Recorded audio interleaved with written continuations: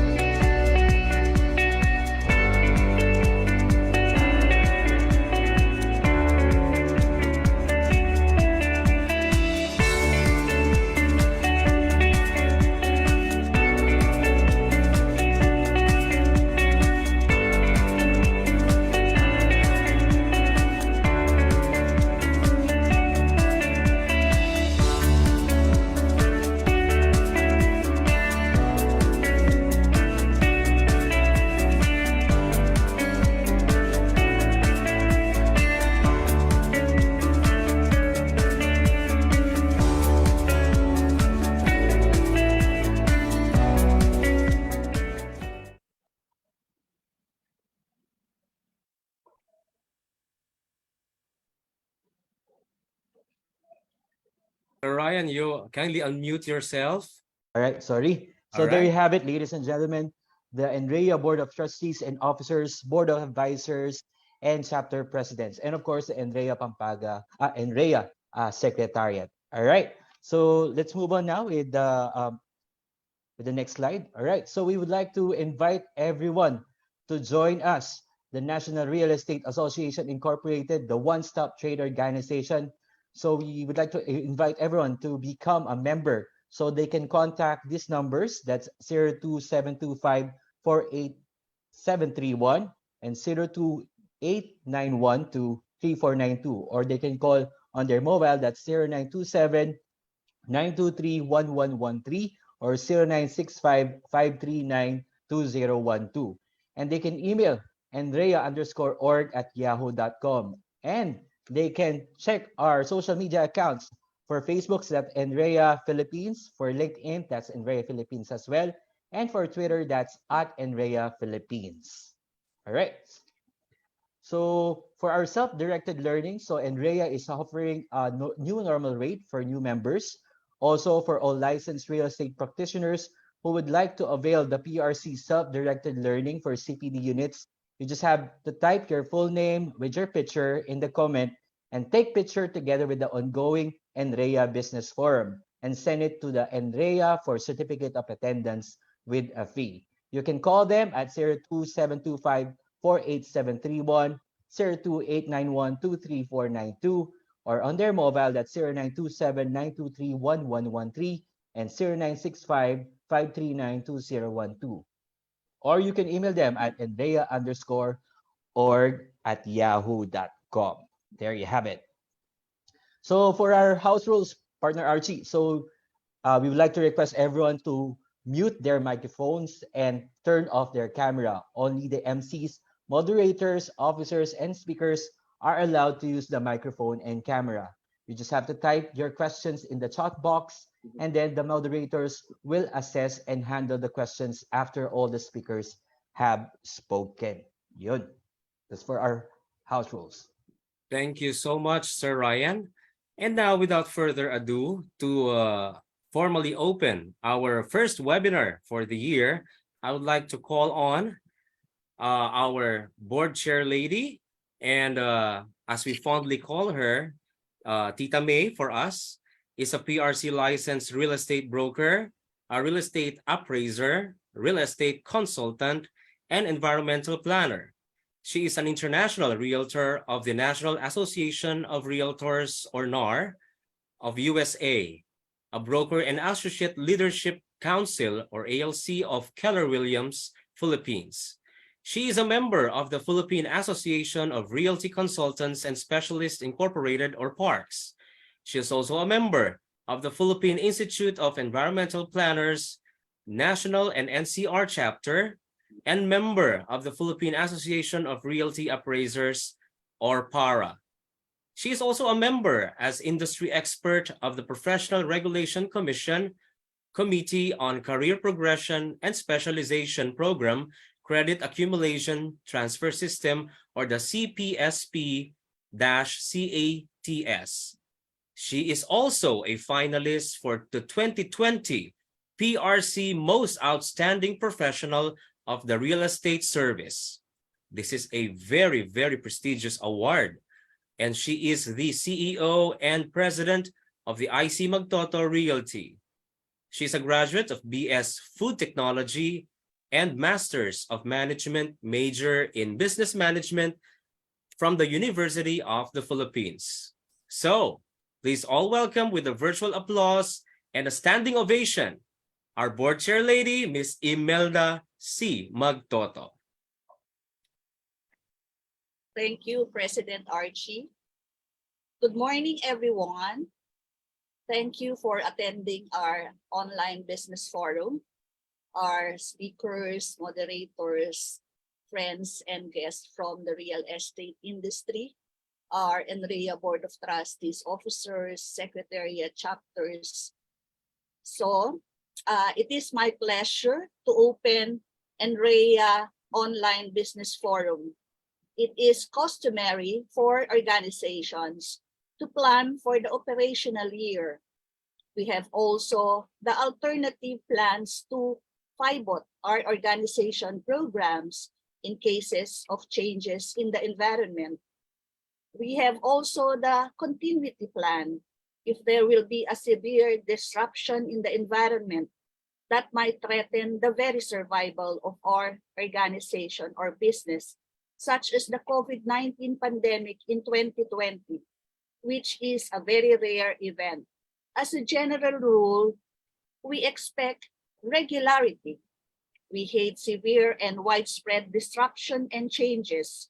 We do our SWOT analysis, where we evaluate our weaknesses, our strength, our opportunities, and threat to see if the business environment is okay. So in today's forum, we'll serve to validate and guide our plans for 2023. We are fortunate to have our resource speakers from the Department of Human Settlements and Urban Development, or DSUD, OIC Director, Attorney Angel Aguila, who will discuss housing and real estate development policies and regulatory updates. And from the Professional Regulatory Board for Real Estate Service, or PRBRES Board Member, Honorable Rafael Fajardo, who will tackle on PRBRES updates on policy, program, CPD, IPO, and other concerns. Also, we have our Lamudi country head, Mr. Verma, who will present 2023 real estate trends. Also, we have our distinguished moderators, our advisor, Mr. Mars Mendoza, and Dr. Mary Gauso. So, let us now open our Nrea Online Business Forum. Thank you. Thank you so much, Ma'am May. So, President Archie, naka-mute ka ata. So, ayan. So, for that, let's call on to introduce our first speaker, our special guest for today. So, let us call on the President of Nrea Metro Tagaytay, Ms. Rose Rias. Ma'am.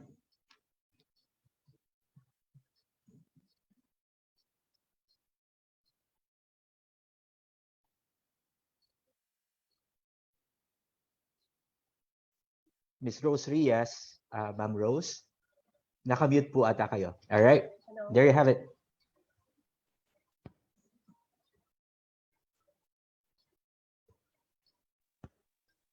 Hello. Yes, ma'am. Go ahead po. Good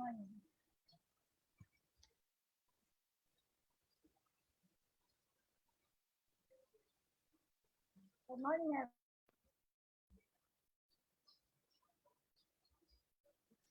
I think Miss Rose is having a difficulty to increase the volume of her audio. Yes, tama ka, President Archie. So, with that, nandiyan pa ba siya? Ma'am Rose? Yeah, she's having technical difficulties. So if I may do the honor, Go ahead, President Archie. for one last time, Ma'am Rose, are you there? She's here with the video. Hello. Yeah, Yes, sir. Yes, go ahead, Ma'am Rose. go ahead, ma'am. I would like to introduce our first speaker for today. He is a licensed real estate broker, appraiser, and also a consultant. Members of board of real estate services, chairman of CPD Council for Real Estate Service, head of the technical working of CHED for PEs in real estate management. Ladies and gentlemen, we would like to introduce to you the honorary member of the Nrea, the Honorable Rafael M. Pajardo. Hey, thank you. Thank you, Ma'am Rose. How's my audio, Sir Archie? Perfect, Loud and sir. clear, sir. Perfect. Can you hear me? Yes, sir. Loud and clear, sir. Okay, naku, magandang umaga po sa inyong lahat, mga Nreans. Tama ba? Nreans ang tawag, ano? And to the Board of Trustees and Officers for the 2023, and of course, the past presidents and officers. Thank you, Archie and Ryan and Miss Lane for assisting me sa aking materials. We'd like to greet Chair Emmy and President Ruth and of course Sir Mars and andyan si Doc Mary, ano. And of course I'd like to at this point I'd like to congratulate Kong Marisa for the opening of the OFW Tulong Center. And I'd like to greet also my fellow presenters for this morning, Director Angel and Sir Burma. Since Nrea gave me a very gracious time, no? They gave me 15 hours. Tama ba, Sir Archie? 15 hours. I will be 15 discussing. hours. So I will just breeze through the mga important resolutions, ano, that we had during, before, during, and after the pandemic. So, but all of these, I'd like to make mention, all of these are, you can verify and make it a habit also to visit PRC website, www.prc.gov.ph for further reading ng mga babanggitin ko pong mga resolutions. Okay? Next slide, please. So ito po yung PRC Resolution number 1207, Accreditation of Online Training Program. Dito po kasi dinidiscuss ang process, no? Kasi since the pandemic time na nauso po talaga or naging a must ang online training program such as this one, ano? I'd like to commend Nrea for doing this also para mas malayo ang mari-reach out natin. Number 2 is resolution number 1244 2020, guidelines on the matrix of CPD activities with revised forms and CPD glossary, no? Then another is PRC 1239 series of 2020, granting continuing professional development credit units to all professionals providing essential services. Ito po ay during the state of calamity. At ito po ay nagagamit nila ngayon ng yung mga nagre-renew po. Andiyan po ang mga requirements, no? The next slide. So I would suggest you i-capture nyo na lang po para matandaan nyo yung mga numbers, ano? Then PRC resolution number 1240, reiterating ways of learnings that can be earned through CPD. credit units during the pandemic. Okay, by the way, nagagamit din po ito until December 31, 2021, but it was extended to December 31, 2023. Okay, next slide. Then we had the PRC issued PRC Reso number 1117. Ito po yung dati pang guidelines on career progression and specialization, which Chair Emmy is a member of the committee. I can see all of you sa Nrea community. Meron po tayong Viber group sa Nrea community. Pinost niya yung, I think it was the other day, nag-meeting ang CPSP committee. Diniscuss po doon yung mga career path and career progression. Especially, I'd like to make mention yung overview po ng Philippine Qualifications Framework. Maganda rin pong topic ito sa CPD nyo in the future or in the immediate future. It's about standardizing, referencing, equivalencies, and alignment of our profession with the rest of the ASEAN. Okay, number 5, yun po ang related resolution. And then number 6 is Reso 1262 of 2020, the creation of the Career Progression Specialization Program Committee. And dyan po, nabanggit dyan si Chair Emmy. Number 7 is Reso number 1208 on formal and informal learning. Andiyan din po ang mga requirements nun. Yung pong day-to-day natin na natututuhan with regards to our respective professions, andiyan po kung paano siya ipe-present. This can be also credited as CPD. Next slide, please. Okay, Resolution 1204. Ito po yung seminar fees. And may amendment na po yan on how to earn additional, how to pay the fees and how to price it. Meron pong amendment na yan, pero po it started with 1204, a series of 2019. Okay, number 9 is Reso 1197. This is about the self-directed learning, which President Archie read a while ago. Then Reso number 1278 is guidelines for professionals to register with the CPDAS effective October 1, 2020. Ito po ay napaka-importante dahil lahat po tayo dito sa Real Estate Service dapat mag-register sa CPDAS. Mamaya po meron tayong short audiovisual presentation on how to register the right way. Also, now we proceed with prescriptive period with the CPDAS in transacting with different organizations. By the way, gusto ko lang pong i-touch din ulit. Sa CPDAS po, hindi lang sa atin sa real estate service, but all other professions, dapat nagre-register po doon to register or kumbaga parang passbook na napapasok doon yung inyong respective CPDAS. Like for example, ito pong endeavor na ginawa ng Nrea, yung attendance sheet po niyan dapat isasubmit sa ating CPD, sa CPDAS po, para ma-record na you are, ma-validate yung inyong attendance. And then number 12 is guidelines on the implementation of continuing professional development accreditation system. Related din po yan sa mamaya sa audiovisual presentation na papakita natin. Then number 13, Reso number 8, the operational guidelines for real estate service profession during transition period.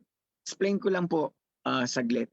Yung po kasing transition period ay during the pandemic and up to the time na makumpleto natin yung mga technical, like for example ngayon po, we continue to upgrade our system sa online.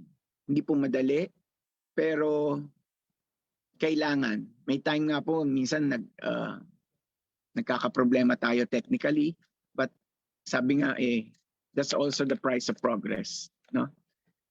And then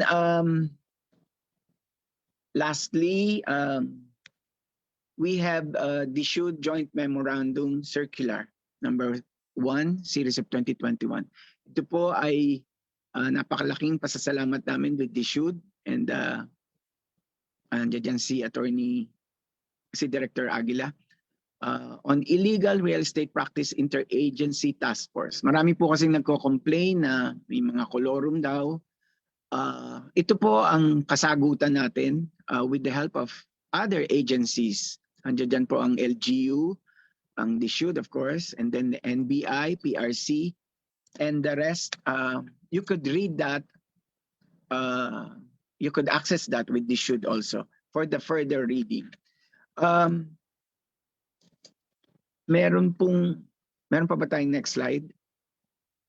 Okay, ito po yung mga forms na to familiarize yourself with especially Nrea, who is a very good provider of CPDs. Ano po? Just to familiarize yourself. Ito po yung mga requirements sa likod ng application. And then,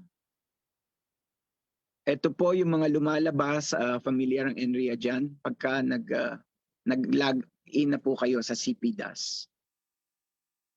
And then I would like to, yan po, makikita nyo doon, you just visit the website, makikita nyo po yung CPDAS doon, you just click it, and then you proceed with the instructions. If I may add, meron na pong additional, take note of this, Resolution 1553, no? Series of 2022, the new prescriptive period for CPD. Yun po yung sinasabi kong dapat po, Nrea, please take note of this, dapat 30 days prior to engagement, dapat at least 30 days before prior to engagement na i-file nyo na po yung request nyo for CPD credits. Dati po kasi 15 days lang, ngayon po 30 days ang minimum, no? Kung madadagdagan nyo pa ho ng before 30 days, mas mabuti. Nakabanggit din po doon yung renewal ng CPD. Yung CPD po provider, bago po ma-expire yung ano nyo, yung accreditation nyo as provider, dapat 90 days po pwede na po kayong mag-renew. And then ando doon po yung mga requirement like CPD payments within 3 days.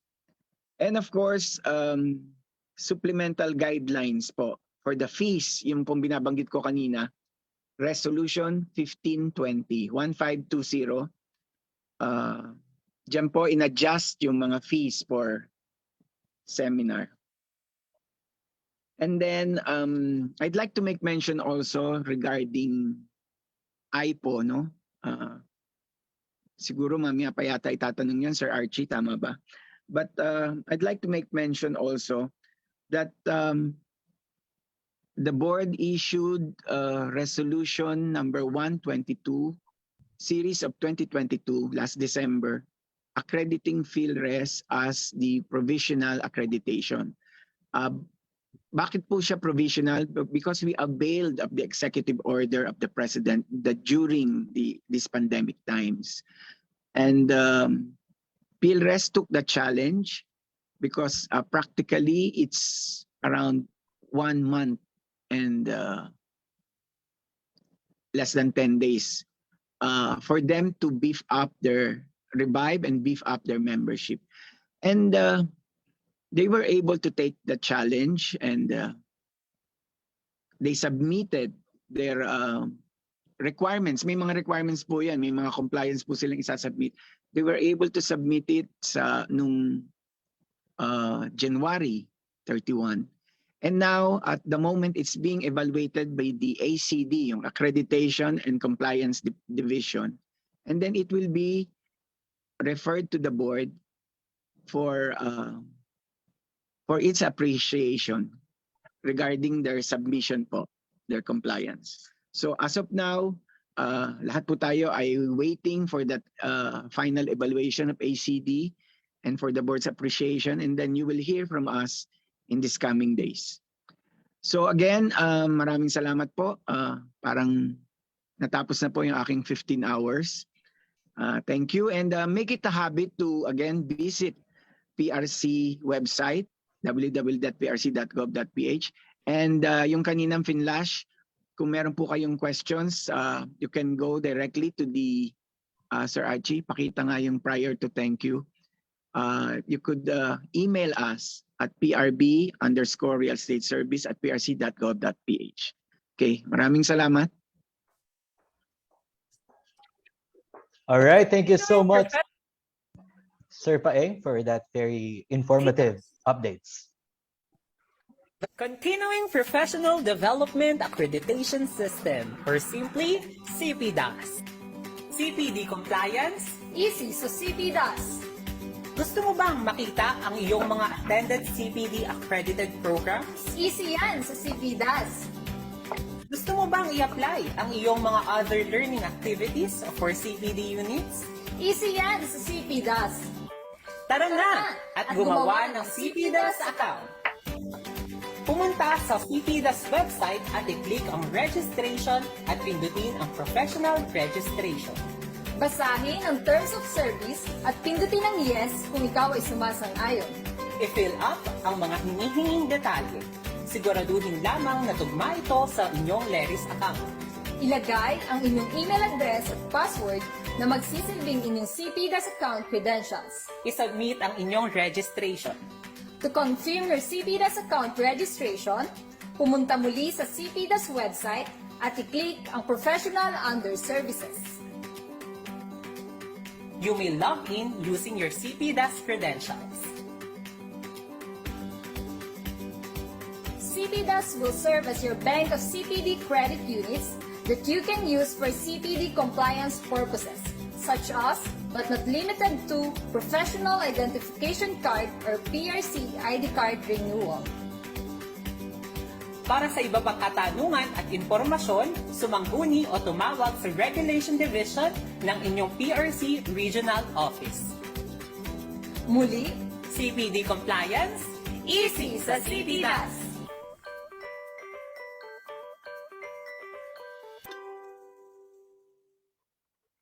All right, so I'd like to take this opportunity again to thank our honorable board member of the PRB Res, Honorable Rafael Fajardo, and he will be joining us later for your questions. Kindly put them on the chat box. And as you've seen, the PRB Res and the PRC are still continuing to be a very reachable government agency and making it easier for us to access them through online transactions, and you don't need to go directly to our regional offices just to inquire about your CPD requirements, etc. So you have them on your fingertips online. So let's take the opportunity, and I'd like to really commend the PRB Res in providing us this accessibility online. So let's move forward to our next, which we will present to you the AVP of our sponsors. Go ahead. Naghahanap ka ba ng pest control at quality services na magbibigay proteksyon sa iyong property investment laban sa mapanirang daga, ipis, anay at lamok? Maticon Pest Control, the best and pioneer pest control in the country at certified ng ISO. Gamit ang mas safe and effective solutions laban sa termites na sumisira ng haligi, cabinet, pinto at kisame. Available only from the nation's largest and leader in pest control. Contact now to avail free survey and estimate.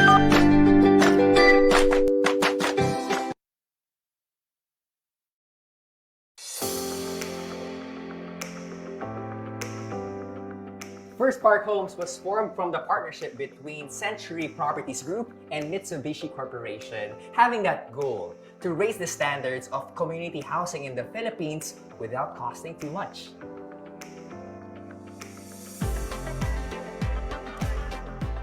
Unlike other housing communities, First Park Homes has actually what they call the 4 C's. It's the brand pillars which they follow. It stands for complete, conceptive, connected, and convenient. Oh, complete because their homes are fully finished, which means the walls are painted, you got your complete flooring. This place is secure and you got provisions to expand. Basically, all you need are your furniture and you're ready to move in. How easy is that? Conceptive because First offers amenities which go beyond the basic. Get this. For every subdivision, there is a specific theme for the amenities which can be enjoyed by both young and young at heart.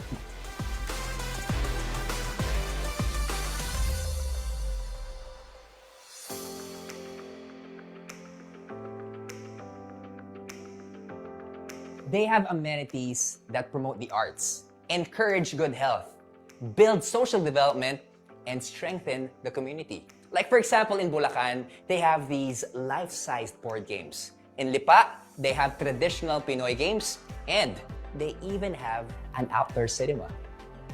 I think it's really amazing that they're introducing unique amenities for families to enjoy. First aims to keep everyone connected to life essentials. Imagine they even have a shuttle to bring you to nearby transport hubs. Now that is hassle-free. Lastly, convenient. Owning your first home is now easy through First's simplified buying process. Owning a First Park home is more than just an investment.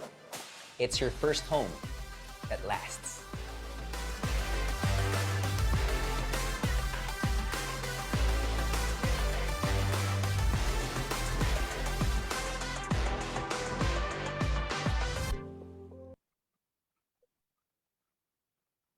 Thank you so much, Robbie Domingo, for that. And that is your First Park Homes and Mapicon Philippines. Please don't forget those products provided by Mapicon, as well as from First Park Homes, our advisor.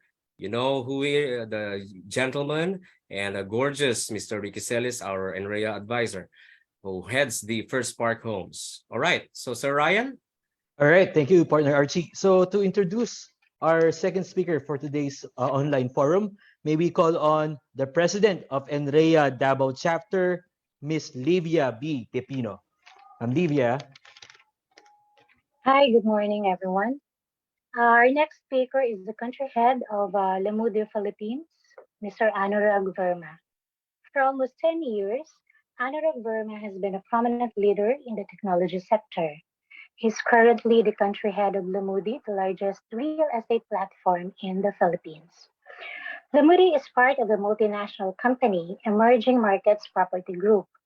Before assuming the country head position, Anna worked as a director of broker classifieds and partnerships at Lemude for almost 2 years, with primary focus on helping brokers and agents and brokerages in their marketing strategy to grow and expand their business.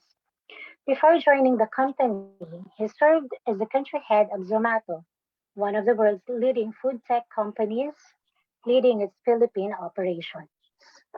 So, ladies and gentlemen, to discuss the 2023 real estate trends, let us all welcome the country head of Lemude Philippines, Mr. Anurag Verma. Thank you, Ms. Livia, for the introduction. Welcome.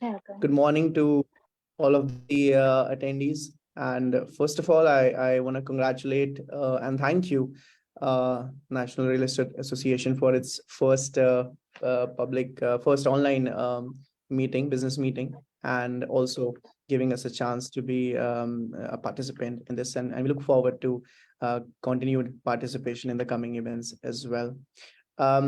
Before I jump on to the trends, which I'll share in a while, just a quick introduction about Lemude. As Ms. Livia mentioned, we are the largest real estate platform in the country. And we have been in Lemude, we have been in the Philippines for last 8 years. We primarily act as a aggregator or a bridge between the property seekers and, of course, the property sellers or brokers, agents, and developers in the country.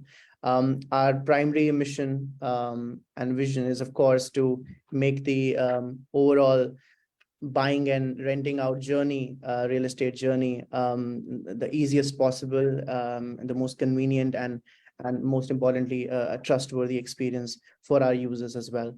And that's why we work with a lot of our partners, including brokers, agents, developers, and other property owners, to make sure that quality experience is delivered through our services as well.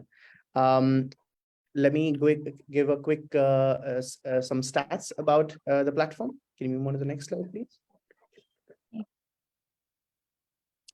So in terms of our supply, the listings on the platform, we cater to all real estate SKUs, which means all residential, house and lot, condominiums, land, to commercial spaces as well. Anything which is in the real estate domain can be listed onto our platform. Currently, we have about 200,000 listings on the platform. And of course, we try to make sure that these are the most updated and have the most accurate information at all times on the platform. That is able to generate a demand of about 1.3 million unique users onto our platform. In few months, we are able to even cross 2 million unique users on the platform as well. And we are seeing month on month the overall demand increasing as well on the platform. In terms of the search pattern, these 1.3 to 1.5 million users are able to generate about 6 million page views, which means basically that these users go on to different property pages, and overall on 6 million times we are able to see these pages on the property pages being viewed on the platform, and which results to about 100,000 property inquiries and leads, which we are able to generate, where we are able to connect both the demand and supply, which means seeker to the owner or the broker. So that's about Lamudi very quickly. And this was important to share, since these all statistics will be the basis of our trends, which I'm going to present in a while. Next slide, please. Okay, so before we actually move to trends and what exactly is happening on the platform, I think it's, first of all, it's important to know that who is actually searching on the platform, and from the demographics perspective, what exactly are we noticing on the platform. So most of the traffic on the platform is currently driven by 25 to 34-year-old on the platform, followed by 18 to 24, and then from 35 to 40-year-old. So as you can see, of course, the demand is highly skewed toward Gen Z and millennials. We feel that this is because, first of all, the friendliness to use tech platforms and digital media is much more accessible and easier for a newer generation to use, right? And also, we are seeing that a lot of searches are happening because they want to expand their families, they want to upgrade their houses, or even invest in second homes as well. So this is the demographics and age group which we are seeing for high demand. Also, I think it's very evident now that the new generation is very, very well informed with access to internet and whatnot. They are very particular about what they need. So instead of the search pattern being very, I would say, in a more range specific searches, we are seeing very specific searches, very query based searches. So they exactly know what exactly are they are looking for in terms of their budget point, in terms of location, in terms of amenities. They're very particular about what they want. Also, I think this is very evident in offline world as well, but people have become very health conscious, of course, post-pandemic. They are very conscious of the ventilation, how the house is built, how much open spaces we have, the green spaces, and of course, the amenities needs to be top notch, and most of it should be touchless as well. This particular aspect I'm going to talk about a bit more in detail in coming few slides as well. Next slide, please. Now let's talk about the location trends. So within those regions, the number one, if you can notice, that has been consistent for us throughout the year right now. I think it's a no-brainer that most of these cities are highly urbanized and are the administrative and commercial hubs within these regions right now. So it's very clear that our seekers are looking for well-developed cities where they have access to retail establishments, F&B establishments, so all those things. And also, if you notice that these cities are having a lot of renowned universities as well, even in terms of transportation access. It's very easily, they're very easy access to the nearby cities or even the tourist spots as well. So it's very clear right now that location, accessibility, and land values have become the key consideration. These are the three, like if I just summarize all of the trends we are seeing on the platform, the three most important considerations have been location, accessibility, accessibility to transportation, accessibility to nearby areas, and what exactly is the value of the land. These considerations are actually helping the seekers to take the decisions, and we feel that these major cities, as a result of that, are seeing basically much higher demand right now. And month on month, quarter on quarter, we are seeing increased demand in these areas as well right now. Next slide, please. Very quickly about the location trends. So just to give you an idea, 30% of all the traffic or all the demand which comes on Lamudi actually comes from overseas cities right now. And I think last quarter we had one of the highest growth rate for OFW remittance as well. I think close to about 3 billion USD, about 6% growth right now, and that was reflected on our platform as well. We saw increased demand from these cities. In terms of which cities are actually generating most demand, no brainer in terms of Singapore, Dubai, Toronto, London, and Sydney. These were the top 5 among all the cities. Of course, Dubai and Canada, overall UAE, I would say, and Canada have a really huge percentage of OFWs living there, approximately 20 to 14%. So it's very evident the demand coming from there. And also Australia and Singapore have about 5% of the overall OFWs, 5% reside there. So we are seeing in demand from those cities as well. A very interesting trend we are seeing is that more 50% of all these searches which are happening from these cities are actually for houses, just for houses. And apart from Singapore, where most of the demand was actually for Makati, rest of the 4 areas, the demand was highly skewed towards Quezon City. That's where most of the searches happen, apart from Singapore. Singapore specific seekers look for Makati as their preference point right now. Next slide, please.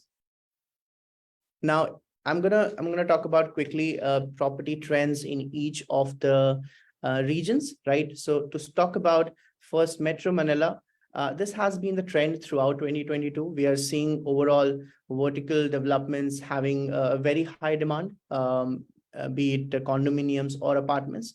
We of course feels that is also driven due to return to office or universities getting opened up, and that is also increasing the overall rental demand as well. So overall, before we saw a good demand for our vertical establishments right now.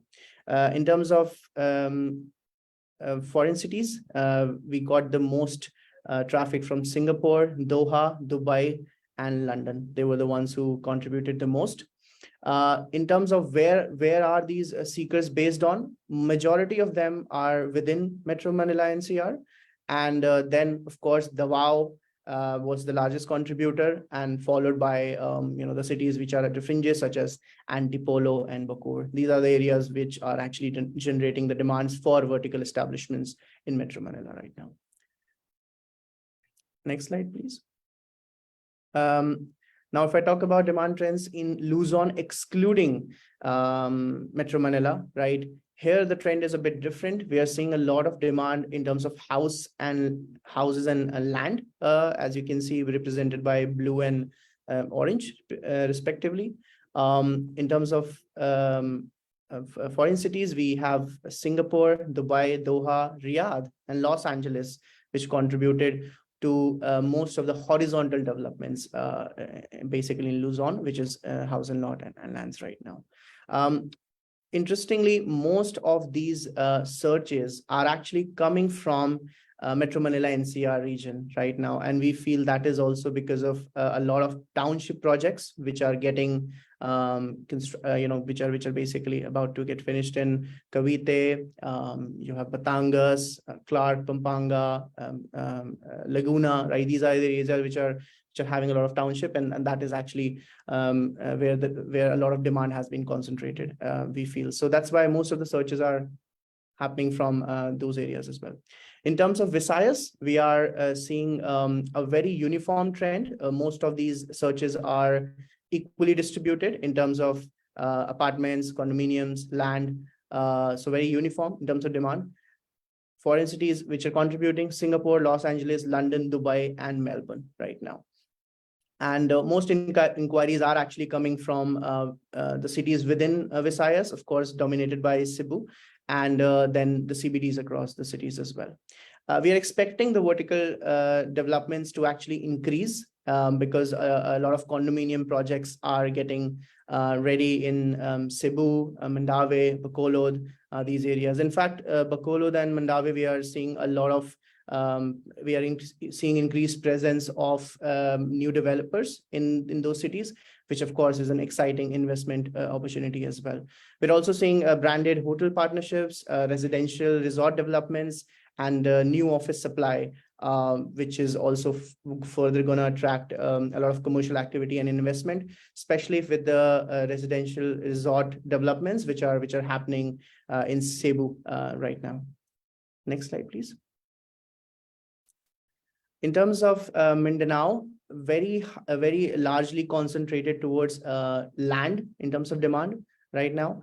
Most of the searches are actually coming from, in terms of foreign cities, are coming from Singapore, Abu Dhabi, London, Dubai, and California. In terms of within the country, we are seeing most demand is actually coming from cities in the Mindanao and CBDs across the country as well. One interesting fact, of course, the reason for the demand we feel is because there are a lot of infrastructure projects which are going on, such as the Somaliland Davao Connected Project, Mindanao Railway, the international airport, right, which we feel is creating more accessibility for Mindanao, and there has been efforts to also promote investments, with meetings with Japanese agencies and stuff, which we feel is pretty good for this region and is going to attract a lot of investment further. Next slide, please. Okay, to summarize the overall trends and what to expect in 2023, and which is our prediction, I would say, based on the data we have, is first, people are looking for premium amenities, right? And the top amenities or the top facilities they're looking for is the free spaces and the ventilation they have in the houses. What we are seeing is that people have become very conscious about the air quality and air quality and the overall ventilation in the demand.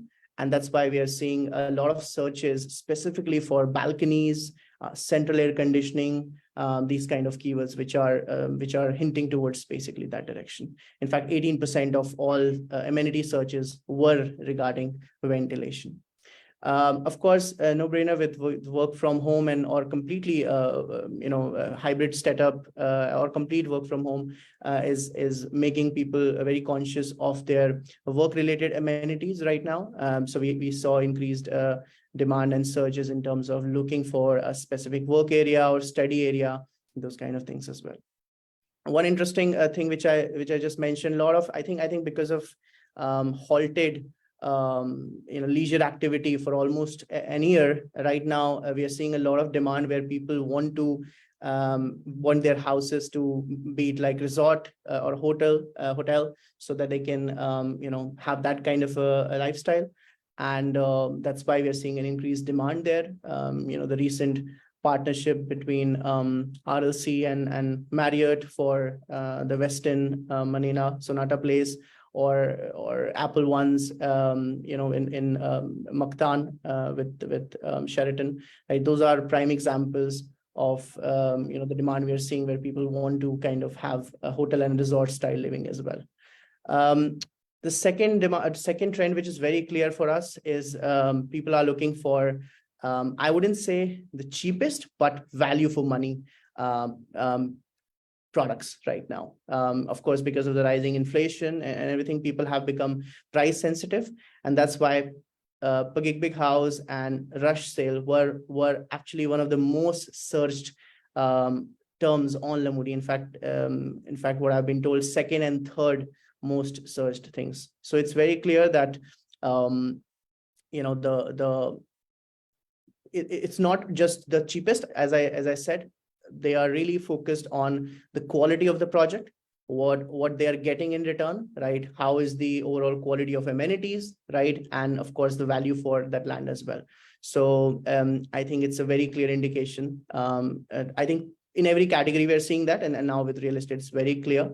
In fact, just to highlight that in the rental segment, we have seen that there is a very high demand for 5,000 to 15,000 monthly rent. And there is a big shortage as per what we have researched in that area. So, I think a lot of work can be done to increase the rental supply for the affordable segment as well right now, since the market has become price sensitive. In terms of our commercial demand, we are seeing that most of the seekers are preferring the offices which have green building licenses right now, since because of course the situation right now, most of the companies are reassessing their office setup and how they want to go moving forward. A lot of them moving to hybrid setups, and that's why the sustainability and green energy has become a lot of focus for all of these companies, and that's why we are seeing a lot of demand going towards energy efficient facilities and the offices which are supporting hybrid work arrangements as well right now. So in general, those are what we expect in 2023, right? And I'll be happy to answer any questions in the open forum. Yeah. Thank you, Sir Verma. Do you have an audio visual after this?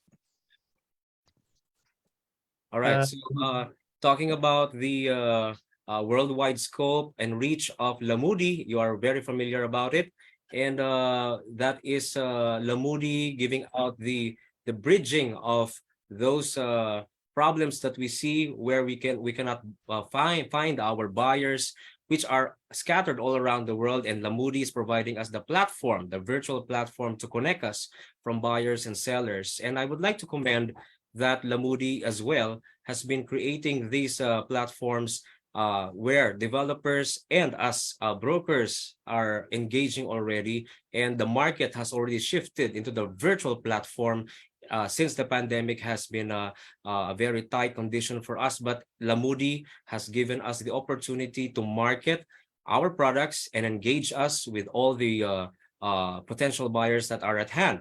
Again, Nrea, that tickled my mind is that we are developing the multi-listing system, or the MLS, where real estate organizations would be forming and combining our listings.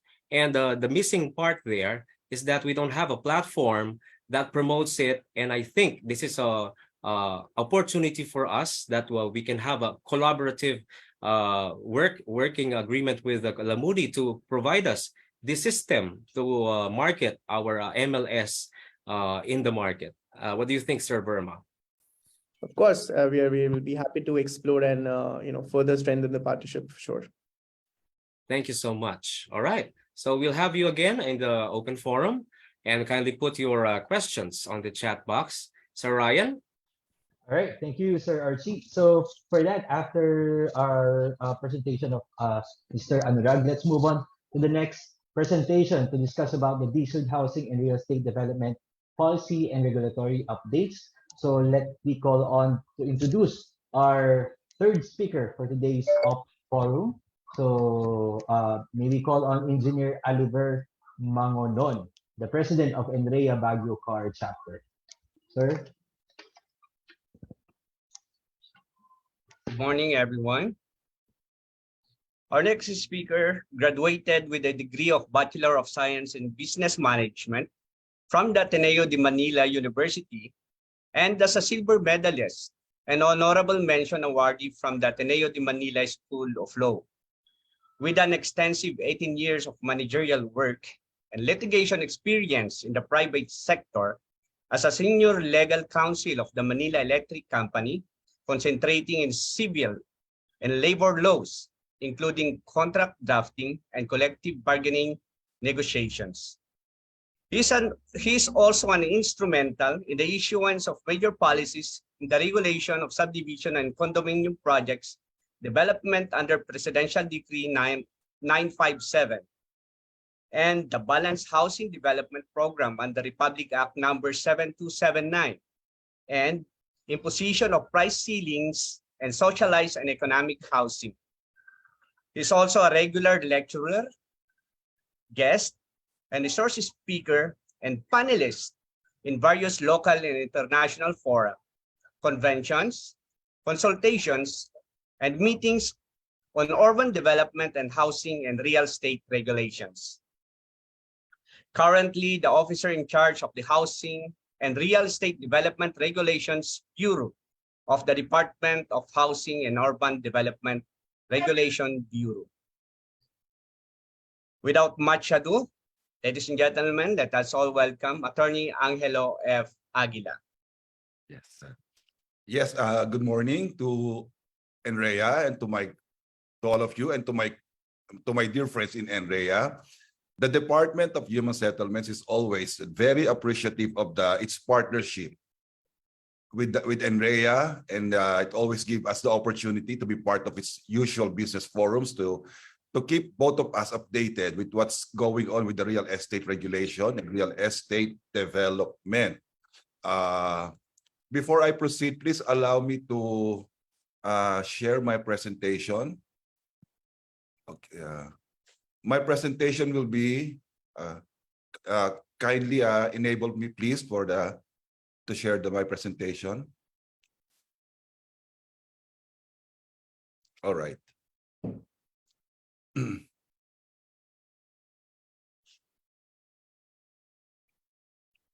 All right.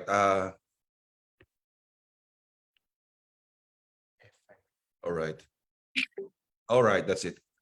Thank you. I will be very brief with my presentation. We have not much regulatory issuances lately on account of the transition going on with the department from the previous administration to the present. But nonetheless, my presentation, though brief, will be later on, I believe, with all the issues and some concerns that will be worth discussing, and at the same time, when we are able to proceed with with my discussion and implement it, it might present to us opportunities to all of us, particularly or insofar as assisting the LGUs in finding available and suitable lands for their housing projects. So probably you've been hearing a lot about the 6.5 million housing backlog or housing needs of the Philippines, which was determined way back in 2017 in a joint study by the HUD-SID then and the PSA and PSRTA, which put the housing needs by 2022 at 6.5 million. So with the new administration and with the marching order of the president,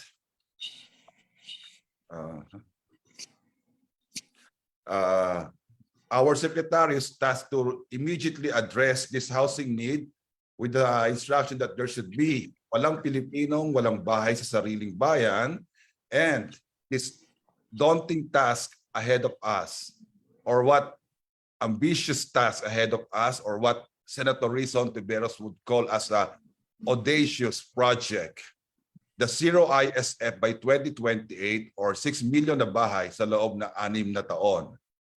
1 milyong pabahay po bawat taon ang nakatoka po sa aming kagawaran to be able to address our housing need. If you recall, just in the previous administration, when there was still the Ambition 2040, our target was to address this need by 2040. Our task then is to come up with about 250,000 housing units per year. But this time around, reducing the target period to until 2028, our task is to come up with 1 million housing units per year. And in order to be able to implement that, you probably have been hearing the Pambansang Pabahay para sa Pilipino, or the 4Ps, wherein it is the priority project of the new administration, of the department, of coming up, of coming up with simultaneous development, vigorous development of vertical socialized housing across the countries, principally in metropolitan areas, in highly urbanized cities, in order to address the 6.5 million housing needs again by 2028. So we have come up with some conceptual design concept notes on how to address this, and that our secretary, the department has more or less identified, as you can see, some localities, some areas wherein we would pilot, would start with the first 1 million units from Metro Manila to its adjoining LGUs, to Cebu, and then Davao City, Angeles City. So all across the country, we have identified some LGUs wherein we would pilot, or at least start with the first 1 million housing units. So as I said earlier, if this would really be able to really immediately implement this might give some opportunities for us in trying to be part of the program and assist the LGUs in identifying, looking for land suitable for housing development. So from Cavite, you have also in Laguna area, and then some coastal regions in Iloilo and Bacolod City. Okay. So we have come up with a coastal concept on how to develop, particularly, first and foremost, Bacolod City. You might have heard of our secretary executing some memorandum of understanding and MOA with Mayor Albi Benitez of Bacolod City for the development of its coastal areas to address its ISF, and as part of the 4P project of the department. Also, a similar project will be in Davao City, as well as in Mandaue City. These are still at the concept stage, but hopefully, well, in Bacolod, we have executed our MOA, and we're just trying to fine-tune how to go about in implementing the 4Ps, particularly for first with these 3 coastal development for Mandaue City, Davao City, and Bacolod City. And we have some proposed development familiar to many of us, the informal settlements in Parola to Delpan Bridge in Tondo, Manila. We have proposed some that would be a good coastal seafront development from Parola to Delpan Bridge in Tondo, Manila. Again, under the 4P program of the department. And then also is very near our department, the Agham Road. We'll notice there are still some informal settlers thriving there, not yet fully developed, so that might give an opportunity to implement, in partnership with the Quezon City government, the 4Ps through the development of high-rise or vertical socialized residential buildings. I know for many of you it looks too daunting, too ambitious, but for every development similar to that, there is a corresponding proposed technical design and maximum selling prices. As you can see, the higher the structure goes, of course, that would be the we would allow the maximum selling price to attract developers to participate, to go into joint venture with the LGUs in coming up with this vertical development. So mostly for 20 to 30 stories with units from 24 to 30, we are tentatively setting a maximum selling price of 1.5 million for unit for the 30 square meters, and then 1.35 for 27 and 1.150 for 24 square meter. Those are for highly urbanized cities and component cities and regional centers. Now, in issues, if it's 10 to 20 only, then you have a lower price ceiling or maximum selling price of 1.437 for a 30 square meter, 1.293 for 27, 1.150 for 24 square meters. These are just mere proposals. And then for other urban and urbanizing areas, we all very well know that, well, as we go farther from the metropolitan areas, people are reluctant to go vertical, to live in verticals, in tall structures, and they would prefer sprawling horizontal socialized subdivision projects. So, but we're encouraging them in order to have a scale densification and utilization of our precious land. We allow 4 to 5 stories of low-rise buildings, but with the maximum selling prices for a 30 square meter for about 1,900,000 for 27 and 800,000 for 24 square meters. And in other urban and urbanizing areas outside metropolitan areas and highly urbanized cities. Okay.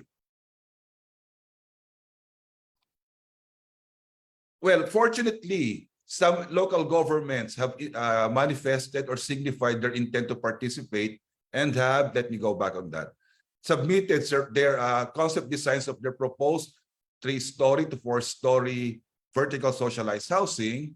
And we have, that is included among these LGs would be Carmona, Imus, as well as Malaybalay. They are participating, as well as Mataas na Kahoy in Batangas City. These are some of their models which they have submitted. And if we're going to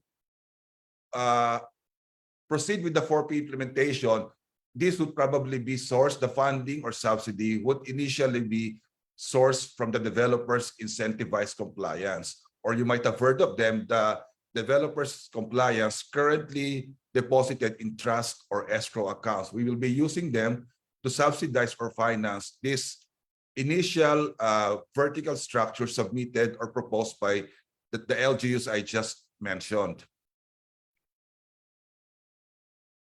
Okay, but the hurdle, of course, is those price ceilings were just mere proposals from us. And as you all very well know, price ceilings are jointly determined by DSUD and by the NEDA, not just solely by the Department of Human Settlements.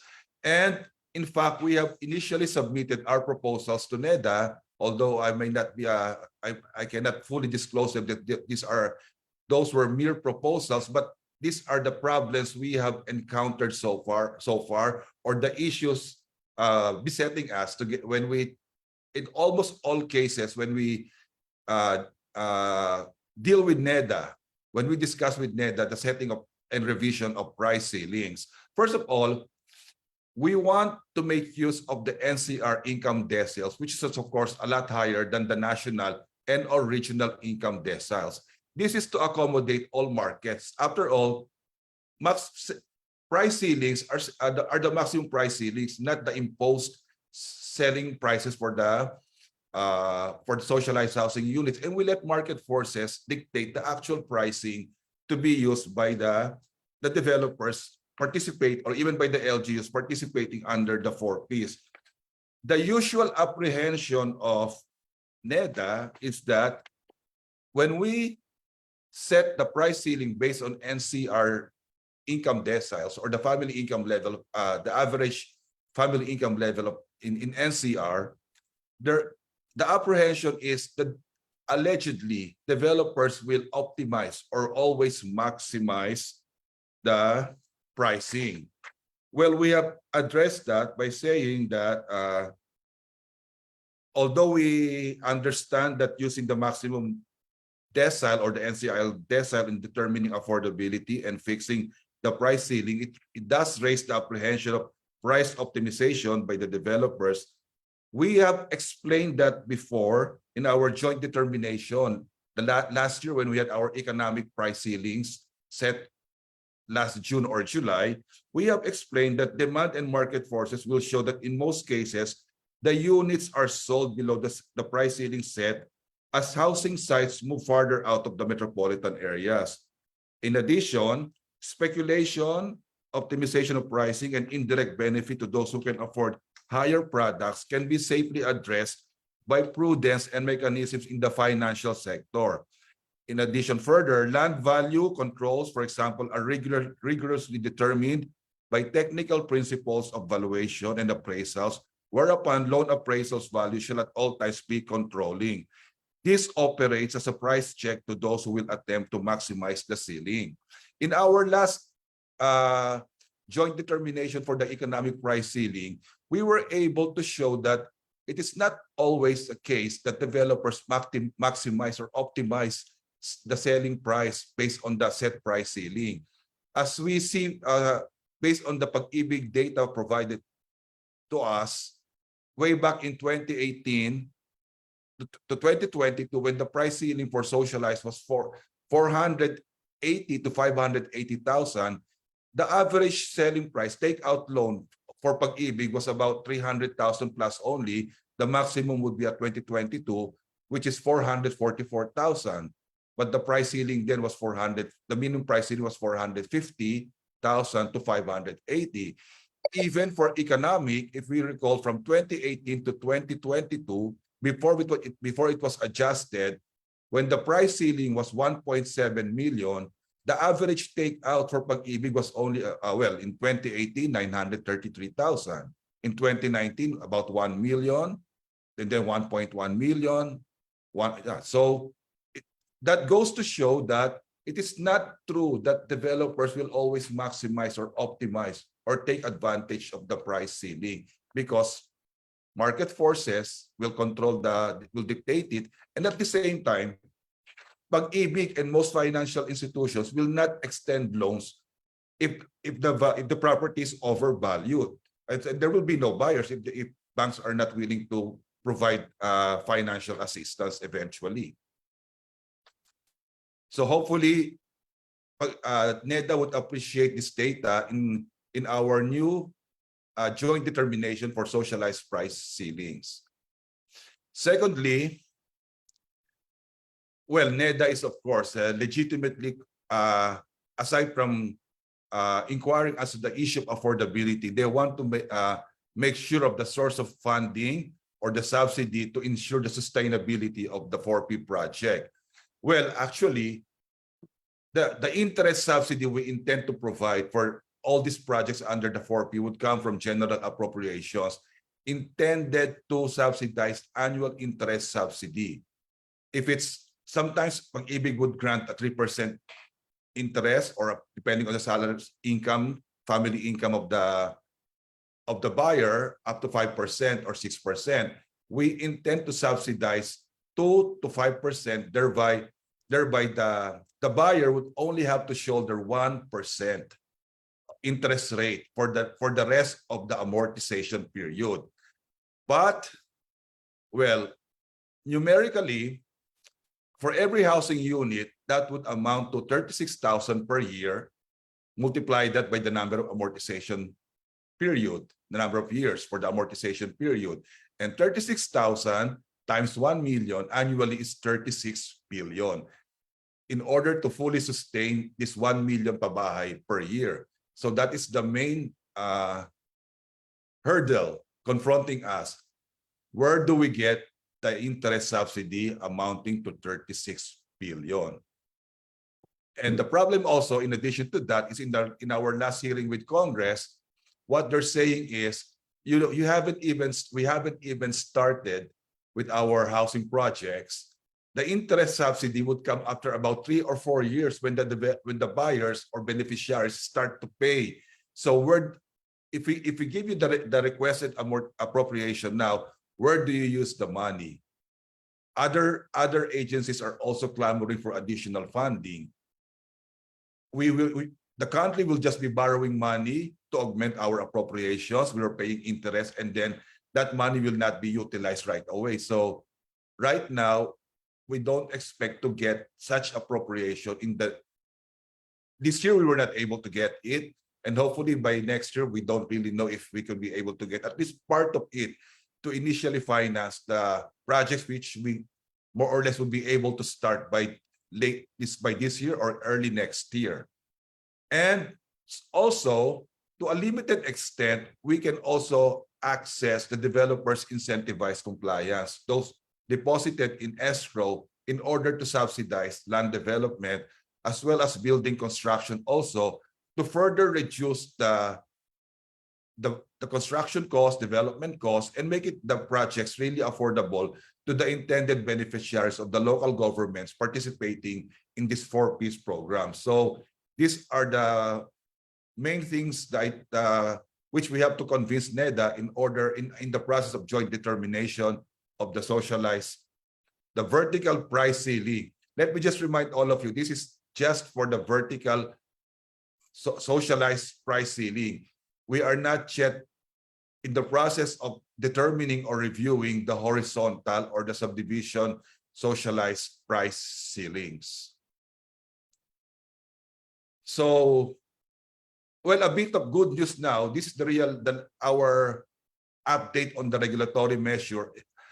I might have mentioned this in my last presentation. Also, I had one also in Calabarzon for Nrea Calabarzon.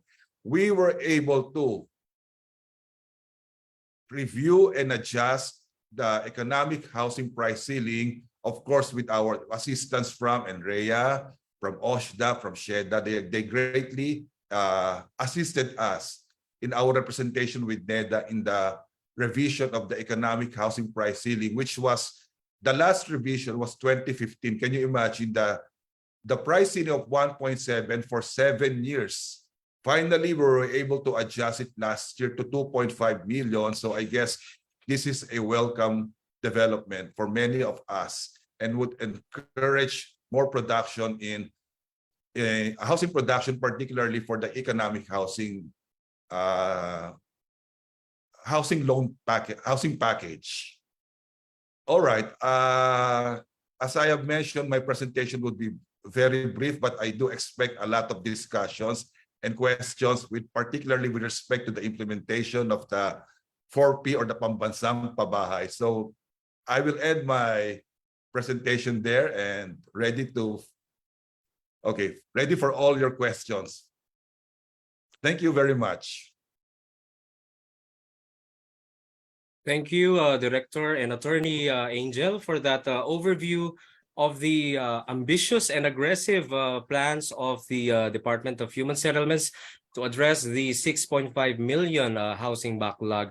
I have only one question, Director, because I know that your projects that emanate from partnerships with the LGU, right? And LGUs would have to offer their lands in partnership with DSUDs for those housing projects. How about those LGUs that are not yet identified? Can they offer their lands to you? How's the process for that? Yes, generally the LGUs to be able to participate and be entitled to the various grants and subsidies under this program, they should be able to offer a parcel of land owned and already under the name of the LGUs, which we are going to develop in partnership or under joint venture with the LGUs as part of this 4P or Pambansang Pabahay. So first and foremost, the LG should own the land. Thank you, Director and Attorney. All right. So we will have you in the open forum. So let's move on to the AVP of sponsors. We have 3. Let's go on.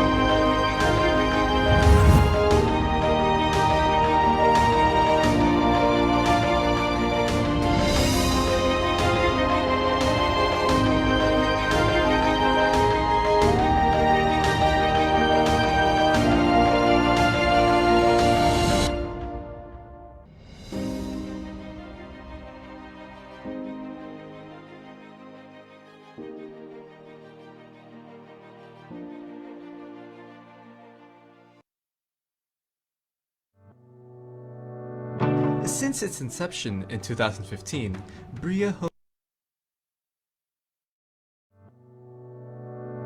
Since its inception in 2015, Bria Homes has always stood for the nationalistic objective of alleviating homelessness and improving the quality of life for the underserved Filipino.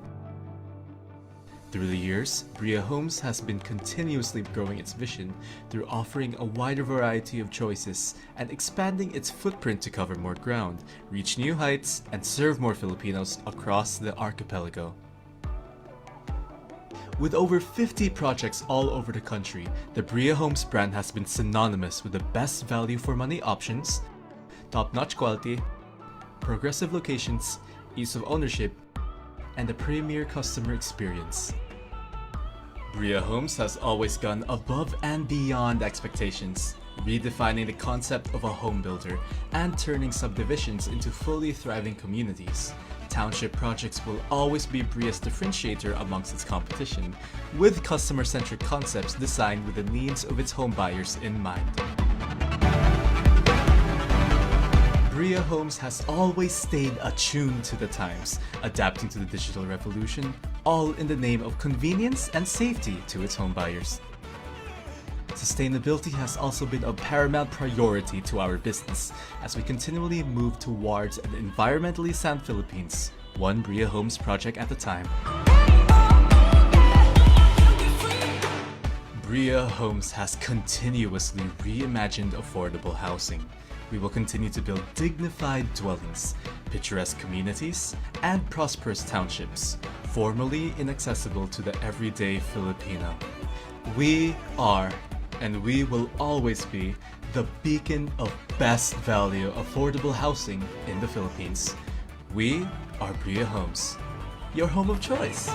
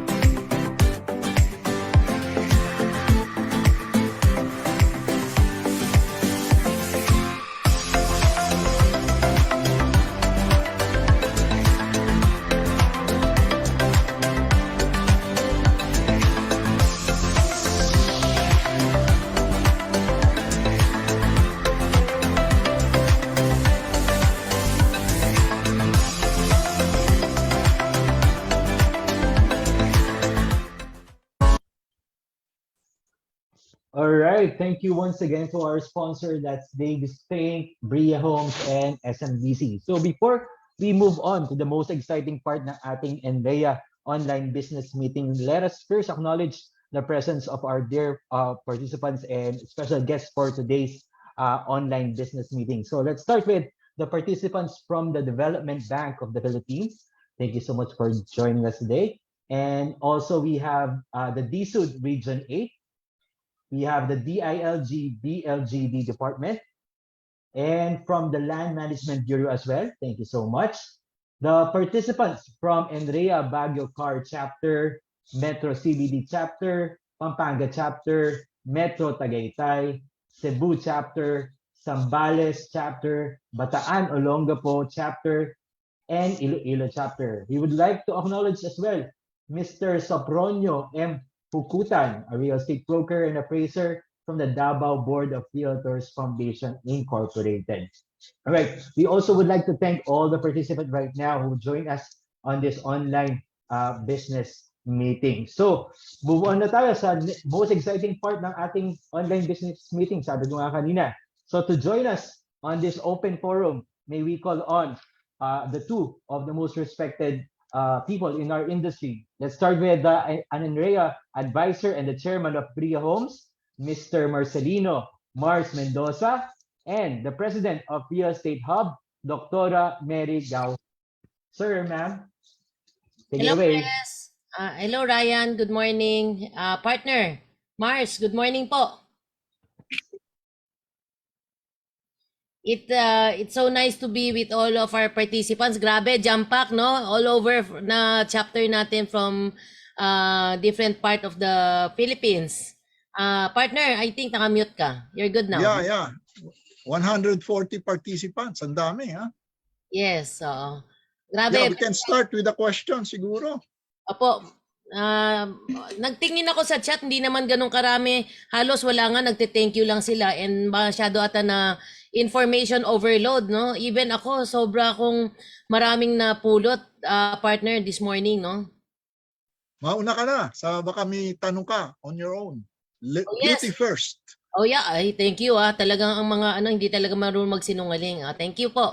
I will not rebuke that. I will acknowledge. Anyway, for our first question siguro kasi nga 'di ba holistic tong ating mga guests, no? We have from Lamudi, yung income generating side natin, no? And we also have from government and with attorney and Honorable Rafael.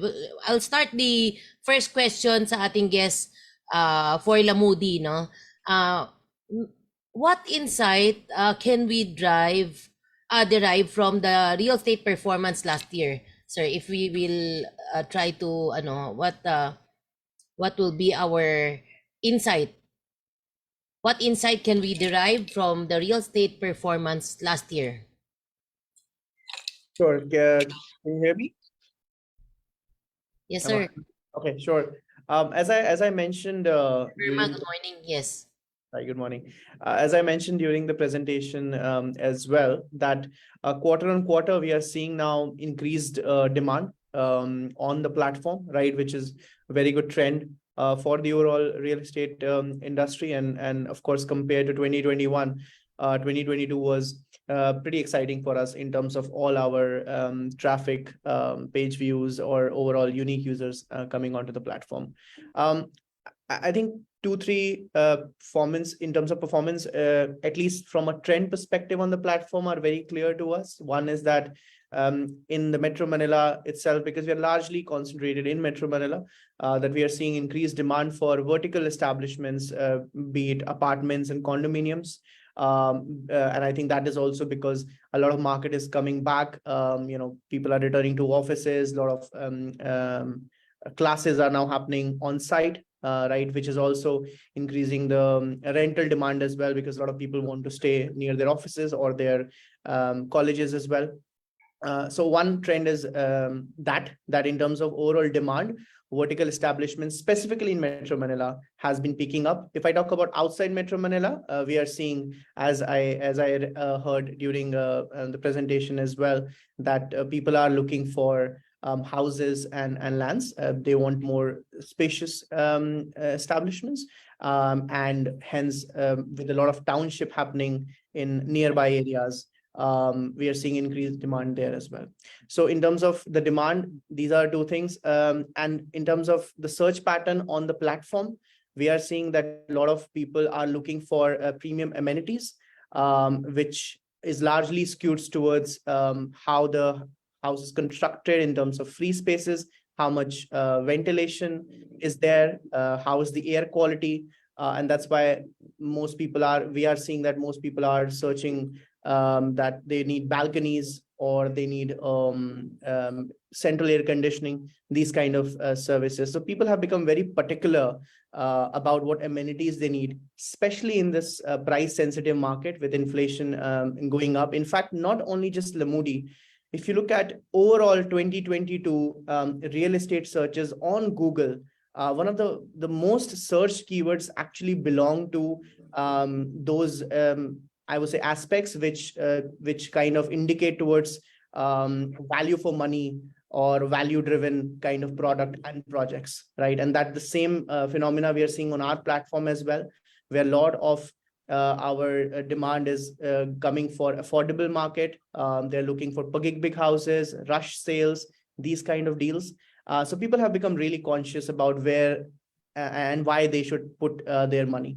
That's why I think in terms of amenities, these are the things which we are seeing in terms of our platform. Of course, with work from home becoming a necessity and hybrid structure, people of course want to have more study related and work related facilities as well right now. So these are some of the trends in general we are seeing for the 2020. But overall, we are seeing, which is great news for the market, that it is coming back very strongly. We had a dip, of course, in December, which is a usual dip on our platform every year, but it has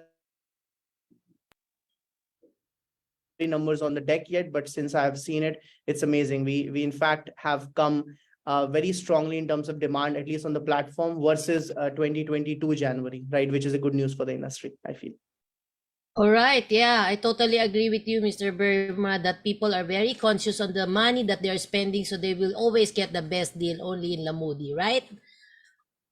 I would say yes. That's what we are seeing on the platform, and we of course wants to connect our seekers to the sellers and the brokers, agents, developers who are of course providing their supply in this kind of affordable segment for sure. All right. Thank you for that very wonderful answer. So, partner, maybe it's your turn. Yeah, Attorney Angel, one of the questions in the minds of developers and contractors is yung price ceiling ba natin ay sa bahay lang o sa structure lang? Kasi sabi mo, vertical developments lang ang under consideration as of now. I have heard some pronouncements, although informal, na ang price ceiling sa vertical would not be including the lot because it is assumed that the lot is owned by the LGU.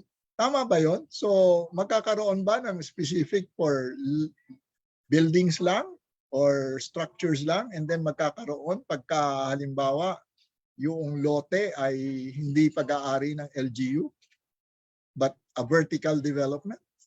Hi, good morning, Sir Mars and Dr. Mary.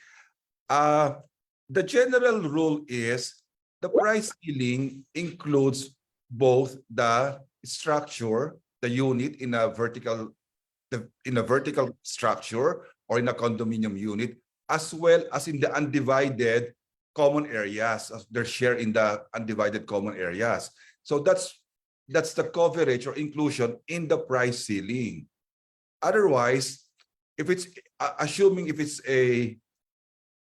the issue might have arisen by reason of if it's a horizontal development, if let's say the developer is only selling lots only, there is a partitioning 60-40 rule. 60% is for the structure, 40 for the land. But in this case, it is a regular socialized development of a developer in partnership with the LGU. So that price ceiling covers both the structure as well as the undivided ownership in the common areas. Yeah, tama naman. But yung sa lote ba ng LGU, iba-value as zero in effect kasi they own the lot, no? They own the land. No. They're supposed to, we want to encourage them and the developers to go into this.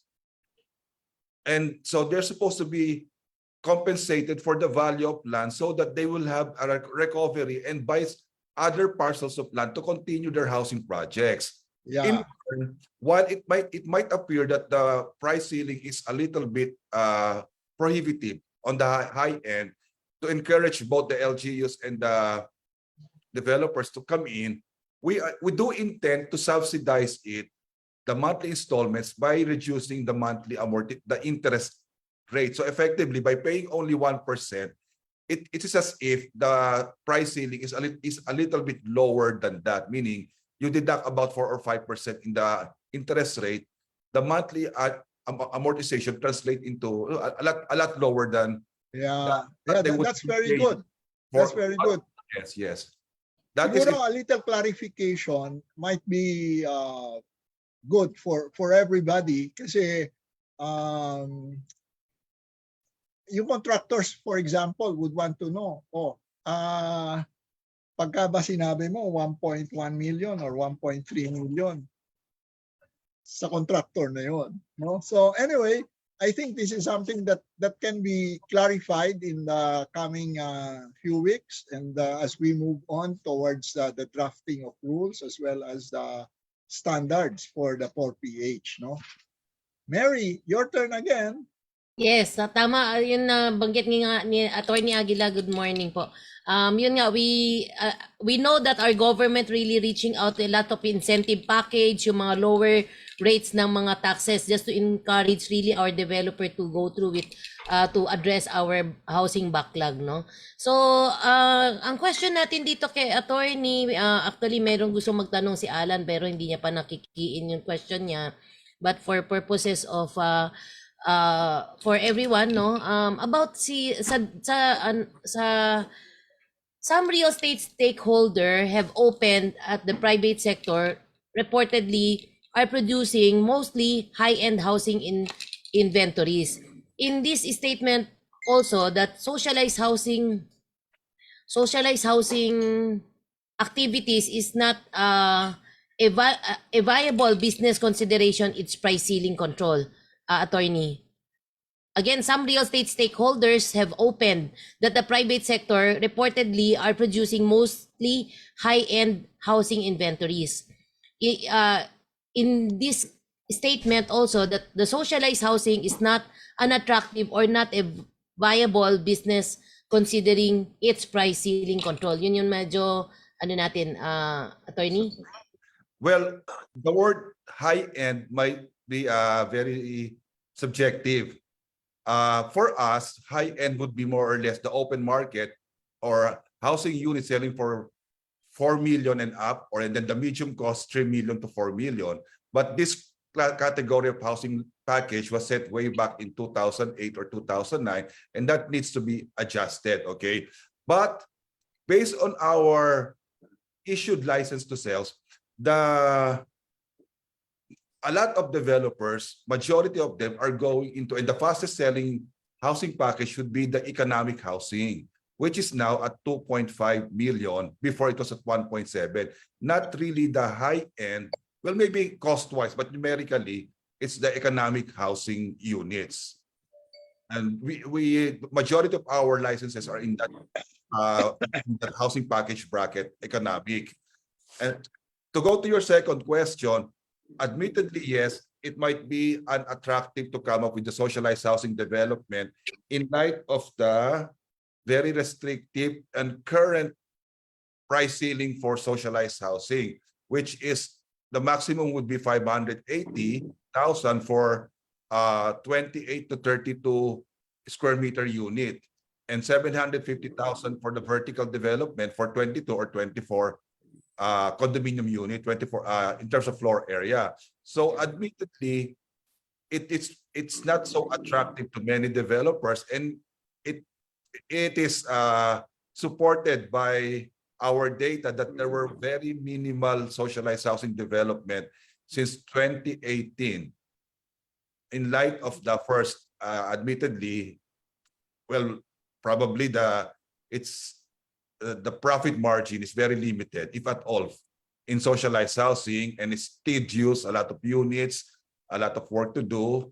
And we actually offered another alternative mode of compliance, which is the escrow. So a lot of those developers, which instead of developing socialized housing projects, have opted to instead avail of the incentivized mode of compliance. All right. Attorney, actually, kanina when you were presenting, I'm so thankful dahil marami akong napulot at saka I took documentation of the places. Dahil tayo as real estate broker, mga practitioner dito, we can zoom in on the barangay that you specifically, kasi identified na po yun mga areas, tama po? So that we can also encourage our developers to develop on the specific. Na zoom in natin more kaysa very broad kung ano yung mga ino-offer natin. Thank you for that. At partner, it's your turn. Yeah, digitalization is very much the trend of the present as well as the future, no? This is both for Honorable Paeng as well as the SUD Director Aguila. Yung bang mga how is the progress for the online registration of brokers and salesperson, and what do we expect in the future post-pandemic on this? Marami tayo kasi dito, mga brokers, mga practitioners, even appraisers, no? So how do we see digitalization, in particular online registration, moving forward? Honorable Paeng and Attorney Aguila. Sige, ako muna, Attorney.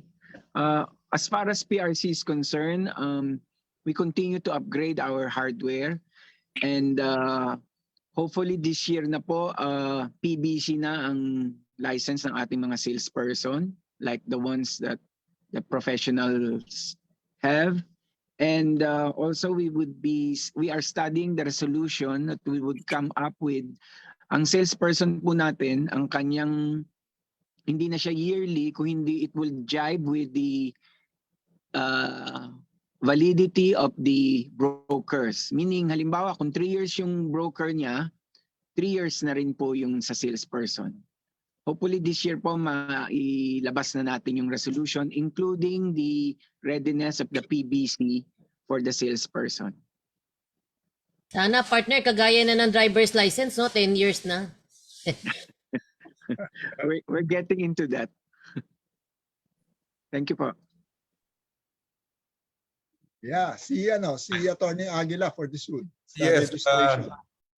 the digitalization of brokers and salespersons registration, we've been targeting that years back. Well, we have invited some third parties to partner with us. In turn, in fact, we have executed a memorandum of understanding with one, providing them with the convenience fee. They provide the system. But as of now, some regions have a standalone online registration and payment. If I am not mistaken, Davao and surprisingly, it's in Mindanao, Davao and in Soxargen region. But for this year, I think we were given a budget for that, for the hardware, and we are our knowledge management office is undertaking, coordinating with my bureau for the how to go about in the systems development on our own. And as mentioned also, we do really want to synchronize and align our rules and registration policies with PRC and PRBRES to make it a lot easier for our realtors in the registration requirement with the department. Yeah, thank you for that. We see a lot of prospects for digitalization in both PRC as well as the SUD. Mary? Okay, yes. There's a question sa chat natin from Mr. Jonathan Caro for Attorney Aguila. Is the battable price for house and lot is still 2 million or already at 3.2 million? Is there pending bill to revert the 2 million ceiling back to 3.2 million? If I'm not mistaken, I think Mr. Mars can also corroborate it. In the last train law, it was raised back to 3.1 something. 199. VAT exemption. 3.199. 3.199. That's the VAT exemption threshold. Yeah, it still is. Yes. All right, partner. For Lamudi siguro, well, I've just been to Afghanistan, which is near maybe India, no? But how do you see the trends now? For example, are there a lot of would-be buyers that are going like like in the travel industry, they go independent traveler, they book the hotels, no? They made their own itinerary, for example. How do you see this trend? A lot of our brokers, agents, and salespersons might want to know your view on this. For sure, for sure. Good morning, sir. Definitely, there is an increase in demand, and month on month, we are seeing rental demand actually going up, and the rental demand is pulled up by three major factors. One, as I mentioned, people moving closer to their offices. Second, to universities, and third is actually more around tourism, where not just expats but just generally, even the Filipinos as well, traveling around and basically staying for a month or staying less than that. That is actually picking up rental demand as well. So we are definitely also actually pushing a lot more on the tourism side of things, and overall it has been a good year. It has been a good revival 2022 for the overall tourism industry, and the same ripple effects we are seeing on our platform as well, where the demands from the tourism is actually pulling up the rental demand overall on the platform as well. So quite optimistic about it, and we are closely monitoring that as well. All right. It's a lot of prospects, Mary? It's a lot of prospects moving forward. Yes, I talaga. don't think we have a lot of time.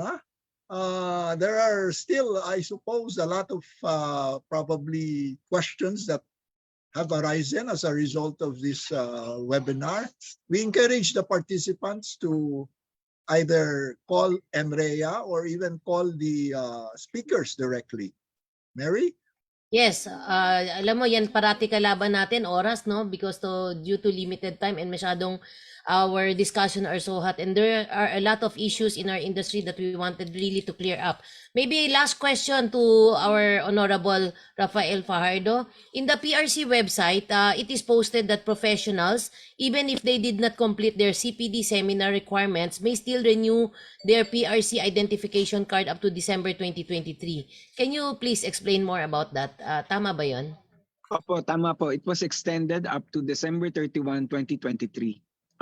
They can still renew using the undertaking provision. Parang promissory note po, Doc Mary. All right. So thank you Pero for sana hangga't maaari, para wala na kayong utang, you continue to attend CPD such as this one. All right. Thank you. Thank you for that clarification. I think, partner, do you want still to proceed with the question or cut na tayo? Wala na tayong oras yata. No? So I think all questions will now be directed to Nrea and probably to the speakers directly. Or probably the speaker, if you can possibly answer the question sa chat lang just to address yung mga specific. Only a few, 2 to 3 questions. With that, thank you for having us as the moderator for the Q&A. I'm Dr. Mary Gauso and my partner, Mr. Mars Mendoza. Yeah, it's been a pleasure moderating, Mary. Yes. Back to press.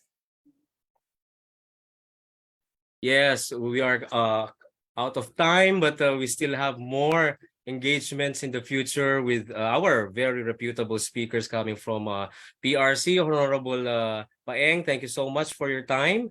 Attorney Angel, again, thank you so much. And our country head of Lamudi, Mr. Verma, thank you so much for your time this business meeting. And for that, we commend everyone who have participated here.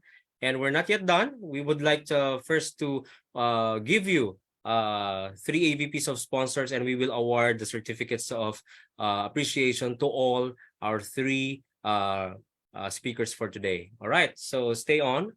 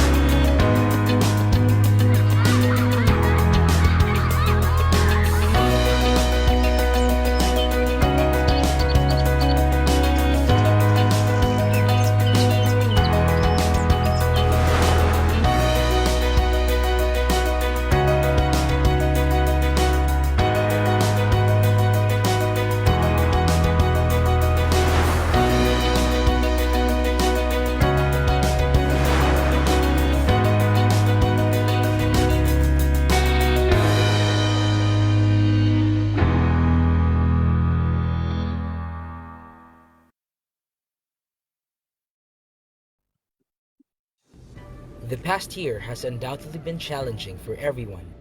But despite all the odds, we as Filipinos have always overcome hurdles through faith and ingenuity.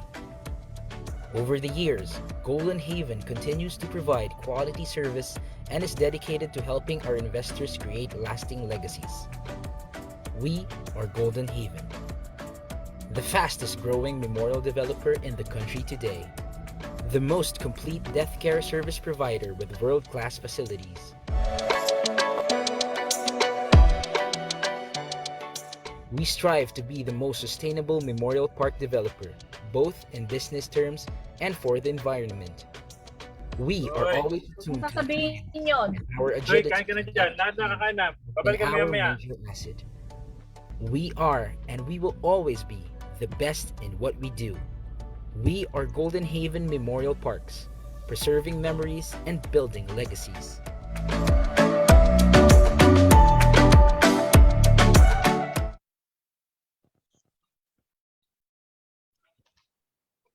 All right. Once again, thank you so much to our sponsors. That's Eganson Inc.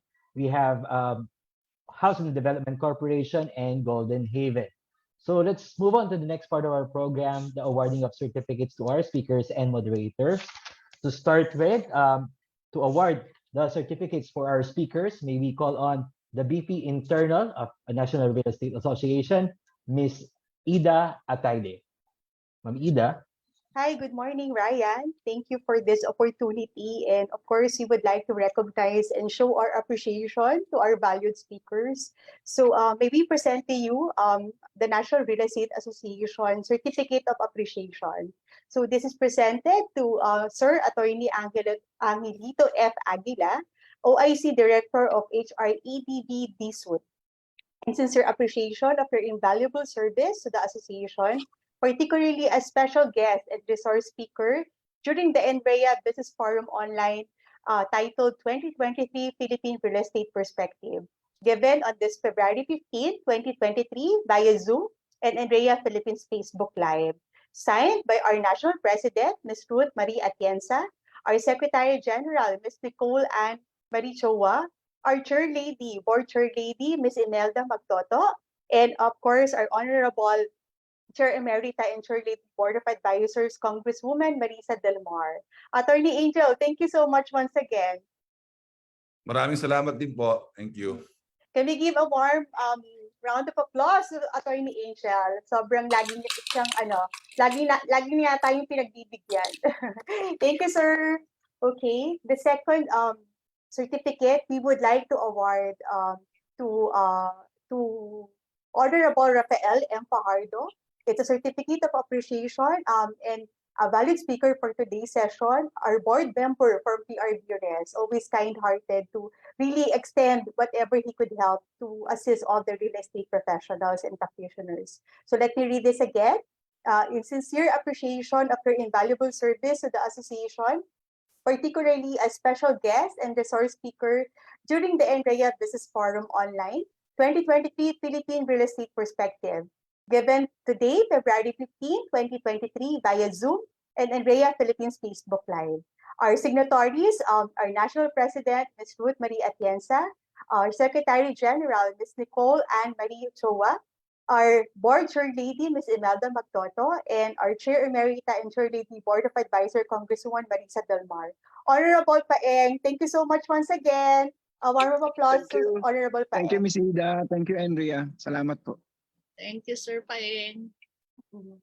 And Thank you lastly, representing the private sector, we would like to award the Certificate of Appreciation to Mr. Anurag Verma, the country head for Lamudi Philippines. So in sincere appreciation of your invaluable service to the association, particularly as special guest and resource speaker during the Nrea Business Forum Online 2023 Philippine Real Estate Perspective, given today, February 15, 2023 via Zoom and Nrea Philippines Facebook Live. Our signatories, our National President, Ms. Ruth Marie Atienza, our Secretary General, Ms. Nicole Ann Marie Chowa, our Board Chair Lady, Ms. Imelda Magtoto, and our Chair Emerita and Chair Lady Board of Advisor, Congresswoman Marisa Delmar. Sir, thank you so much for all the inputs you provided to the audience for today. So a warm applause again to Mr. Anurag Verma. Thank you, and for inviting us, and it was a pleasure. Hopefully, we can collaborate more in our joint mission of helping and supporting real estate stakeholders, and of course, improving the industry. All right, back to our host. Thank All right. you. Thank you, Miss Ida, and thank you to all our speakers, Attorney Angelito Aguila, Honorable Rafael Pardo, and Mr. Anurag Berna. All right, so let's move on to the awarding of certificates of our moderators. May we call on the VP External of National Real Estate Association, Mr. Jonathan F. Caro. Sir Jonathan. Hello, good morning. I would like to show appreciation and gratitude for our two very able, professional, and very wise moderators, starting with Mr. Marcelino C. Mendoza, Sir Mars, and Nrea Advisor and Chairman for Bria Homes. So, as for this certificate of appreciation, it's sincere appreciation for invaluable service to the association, particularly as moderator during the Nrea Business Forum Online 2023 Philippine Real Estate Perspective on February 15, 2023, via Zoom and Nrea Philippines Facebook Live. Signed by Ms. Maria Atienza, our National President. Signed by Ms. Nicole Anne-Marie Ochoa, our Secretary General. Ms. Imelda Magtoto, our Board Chair Lady, and Congresswoman Marisa Delmar, our Chief Emeritus and Chair Lady, Board of Advisors. Thank you very much, Sir Mars. Can we give him a round of applause? Thank you, Sir Mars. Thank you, Sir Mars. And of course, we are also fully appreciative of Dr. Mary Gauso. Ms. Mary, thank you very much for your able participation as our moderator. Dr. Mary Gauso, a Nrea member and president of the Real Estate Hub. So in sincere appreciation of your valuable service to the association, particularly as moderator during the Nrea Business Forum Online 2023 Philippine Real Estate Perspective on February 15, 2023 by Zoom and Nrea Philippines Facebook Live. Signed by Secretary General Ms. Nicole Anne-Marie Ochoa. Signed by National President Ms. Ruth Maria Atienza. Signed by our Board Chair Lady Ms. Imelda Magtoto. And signed by Congresswoman Marisa Delmar, Chair Emeritus and Chair Lady, Board Advisors. Thank you very much, Dr. Mary. Thank you, thank you, thank you, everyone. Thank you, Doctora Pons. All right, thank you so much, Sir Jonathan, and thank you to all our moderators for today, Dr. Mary Gauso and Sir Mars Mendoza. So before we move on to the closing remarks, may we acknowledge the presence of the Nrea VP, General Simoy, our former Nrea VP, and Mr.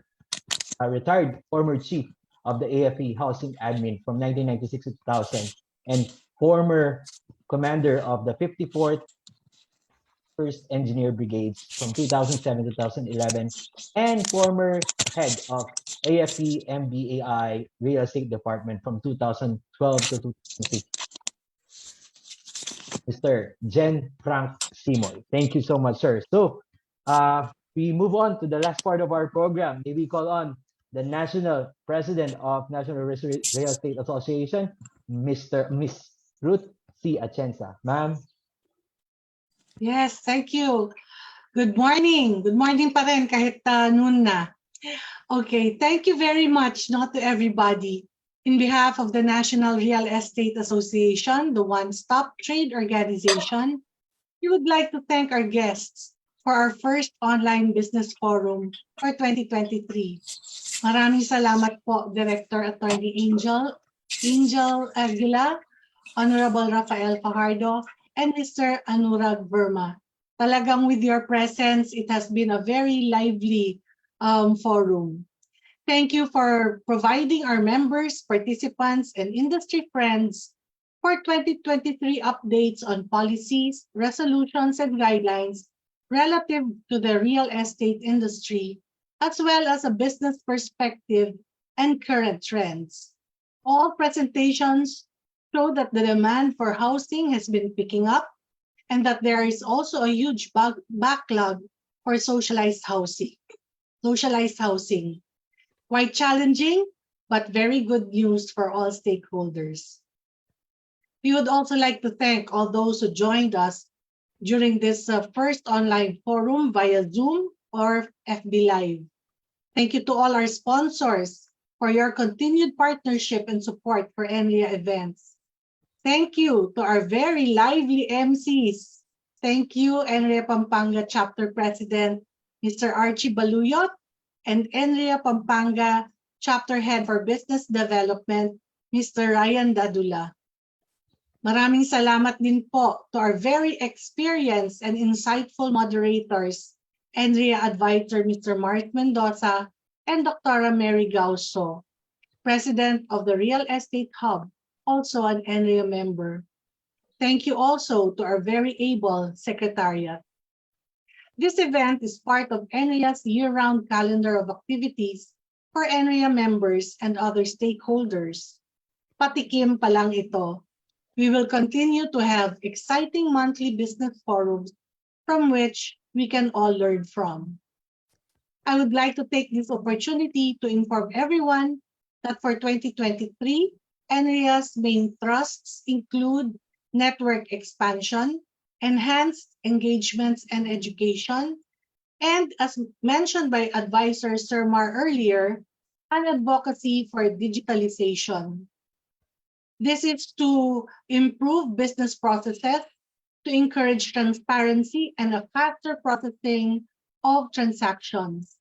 This is aligned to the Philippine Development Plan for 2023 to 2028 that has for the forefront of its transformative agenda the digitalization and automation of government services. Maraming salamat sa PRC tsaka sa DSUD, no, na meron na silang mga ginagawa towards this. We enjoined all Nrea members and stakeholders to be one in pushing for this advocacy. Once again, thank you very much for gracing Nrea's first online business forum. I wish everyone an auspicious, blessed, and fruitful year. My Almighty's plan to exalt Christ operates now. God bless us all. I now formally close our business meeting. Congratulations at maraming salamat sa lahat. Thank you. Thank you so much, Ma'am Ruth Atienza, our National President of Nrea.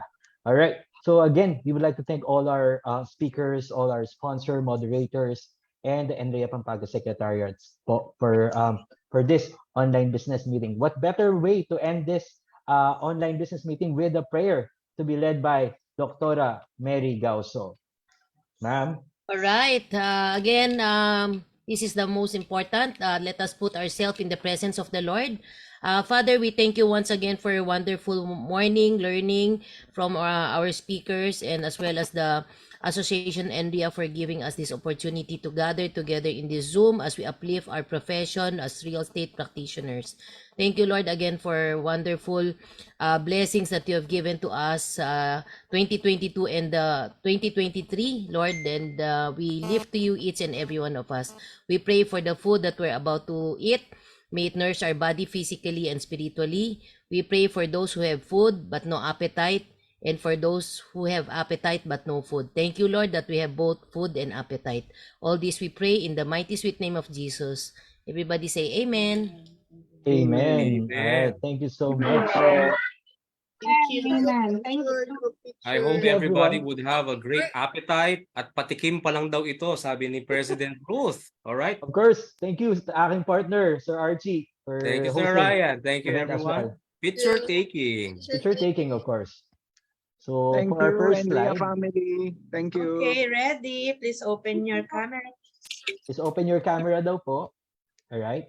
Okay. First slide, ready? 1, 2, 3. Okay, second slide. Ready? 1, 2, 3. Pero hindi mo alam kung anong slide ka, no? Ah, yes po.